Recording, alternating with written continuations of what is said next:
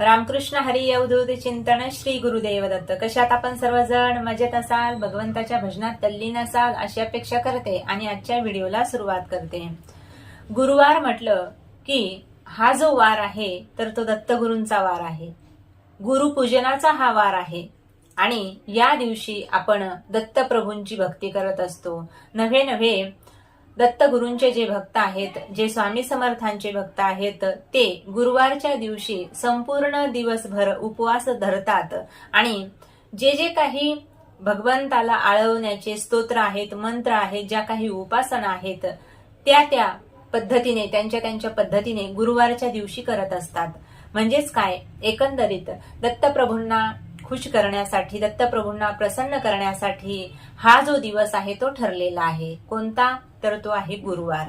तर या गुरुवारची सेवा अनेक पद्धतीने आपण करत असतो, पण तरीही काहींच्या घरामध्ये जर आर्थिक अडचण असेल तर नेमकी गुरुवारच्या दिवशी आपण कुठली सेवा करायची ते मी आपल्याला या व्हिडिओमध्ये सांगणार आहे. म्हणून हा व्हिडिओ शेवटपर्यंत नक्की पहा. अनेक प्रकारच्या सेवा आपल्याला स्वामी समर्थांच्या केंद्रामध्ये सांगितल्या जातात किंवा जे काही गुरु आहेत ते आपल्याला सांगत असतात. अनेक प्रकारच्या अडचणींना आपल्याला जेव्हा सामोरे जावं लागतं त्यावेळी एकमेव मार्ग असतो त्या अडचणीतून बाहेर निघण्याचा, तो आहे भक्ती मार्ग, म्हणजेच नामस्मरणाचा मार्ग. म्हणजेच कोणता? तर उपासनेचा मार्ग.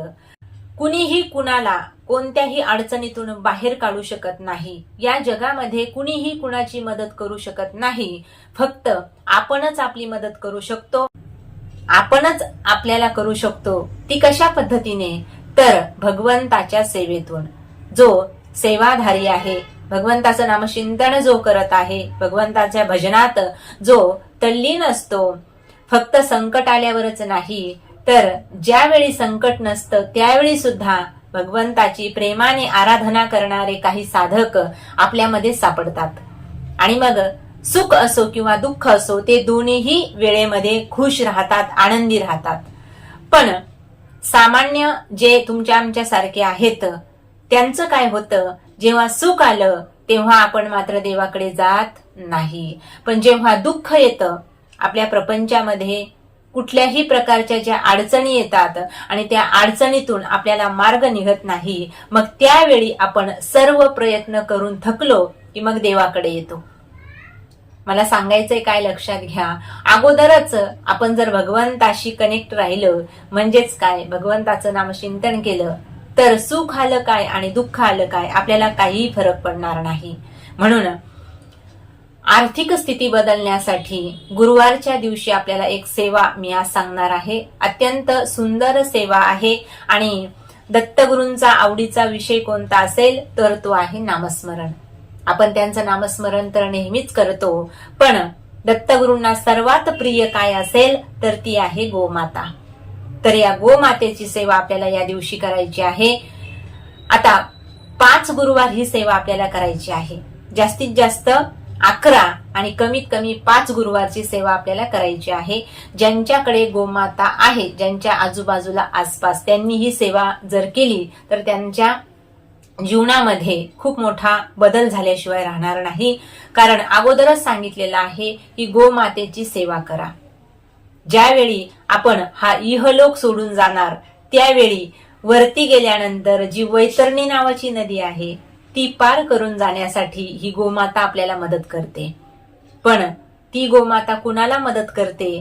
तर हयातीत असताना, जिवंत असताना जो व्यक्ती, जो साधक गोमातेची सेवा करतो, तिला काहीही त्रास होणार नाही याच्याकडे लक्ष देतो किंवा गोदान करतो किंवा रोज गाईला नैवेद्य दाखवतो, गाईला चारा घालतो, असा जो साधक आहे, जी व्यक्ती आहे, त्यांनाच फक्त हा इहलोक सोडून गेल्यानंतर ती गोमाता वैतरणी नावाची नदी पार करून जाण्यासाठी मदत करत असते.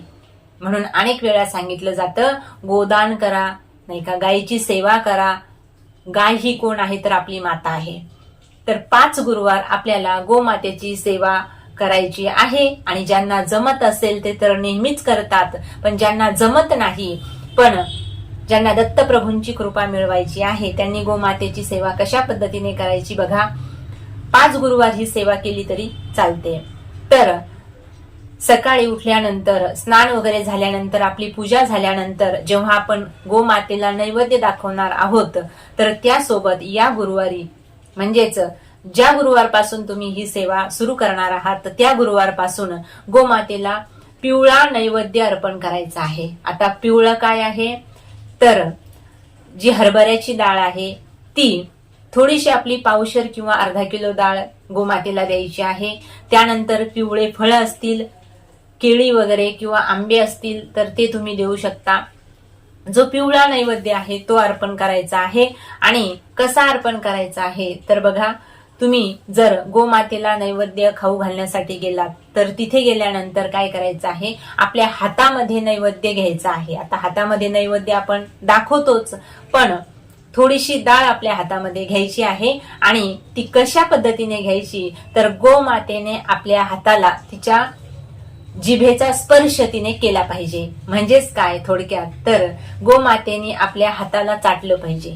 याने काय होणार आहे, गोमातेच्या जिभेचा स्पर्श आपल्या जर हाताला झाला तर आपले हात जे आहेत ते कृतकृत्य झाल्याशिवाय राहणार नाही। म्हणजेच काय, आपल्या हातातील जे अशुभ ज्या वाईट गोष्टी आहेत त्या निघून जातील आणि धनलाभाचे जे अधिकचे पर्याय आहेत ते आपल्या जीवनामध्ये निर्माण झाल्याशिवाय राहणार नाहीत। म्हणजेच काय, एक प्रकारचा भाग्योदय आपला झाल्याशिवाय राहणार नाही। म्हणून आपण गोमातेला स्पर्श करतो, पण तिने सुद्धा आपल्याला स्पर्श करावा असं वाटत असेल तर ही सेवा अगदी सोपी आहे, साधी आहे। 5 गुरुवार हरभऱ्याची डाळ असेल, आणखी दुसरी डाळ असेल नाही का तुमच्याकडे जी असेल नाही का, ती तुम्ही गोमातेला देऊ शकता। जे धान्य असेल ते सुद्धा, गहू असतील, ज्वारी असेल, बाजरी असेल, काही का होईना, पण दर गुरुवारी 5 गुरुवार ही सेवा आपल्याला न चुकता करायची आहे।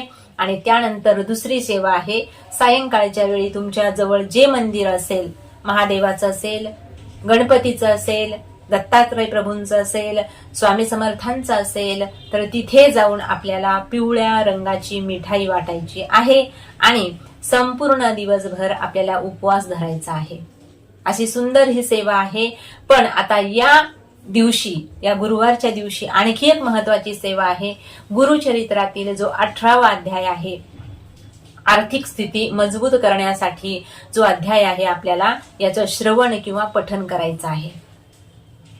जो तो विप्र आहे म्हणजेच तो ब्राह्मण आहे, अत्यंत गरीब असतो आणि दत्तप्रभू त्याच्या घरी भिक्षेला जातात आणि त्याच्या दारामध्ये जो घेवड्याचा नाही का वेल आहे तो उपटून टाकतात। आणि उपटून का टाकतात तर त्याच्या खाली धन असतं। दत्तप्रभूंची कृपा त्याच्यावरती होते। आता त्यांना हे काही माहीत नसतं आणि मग दत्तगुरु निघून गेल्यानंतर घेवड्याचा जो वेल आहे त्याचं मूळ काढण्यासाठी तो जातो आणि तिथे त्याला धनाचा हंडा सापडतो।